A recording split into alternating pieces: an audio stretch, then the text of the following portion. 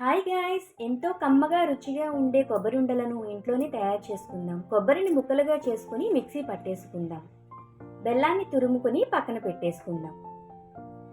Pan తీసుకుని ముందుగా తురిమిన బెల్లాన్ని వేసి కాస్తంత వాటర్ పోసి బాగా కరిగించుకోవాలి. ఇనుప మూకుడి యూజ్ చేయడం వల్ల పాకం వంటలకు చాలా కంఫర్టబుల్గా ఉంటుంది. బెల్లం అంతా కరిగిన తర్వాత ఒక స్పూన్ ఇలాచీ పౌడర్ వేసుకొని బాగా మిక్స్ చేసుకోవాలి. ముందుగా తురిమిన కొబ్బరిని బెల్లం పాకంలో వేసి బాగా కలుపుకోవాలి.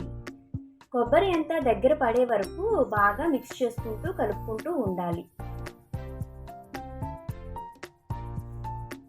ఓకేనండి, ఈ కొబ్బరి ఉండలు అయితే చాలా టేస్టీగా ఉంటాయి. మీరు కూడా తయారు చేయండి. కొబ్బరి ఉండలు అయితే రెడీ అయిపోయినాయి. మనకి నచ్చిన సైజులో మనం చేసుకోవచ్చు. ఈ కొబ్బరి ఉండలు చాలా టేస్టీగా ఉంటాయి. ప్లస్ బెల్లం కొబ్బరి ఉండలు కాబట్టి హెల్త్కు కూడా చాలా మంచిది. Please subscribe my channel.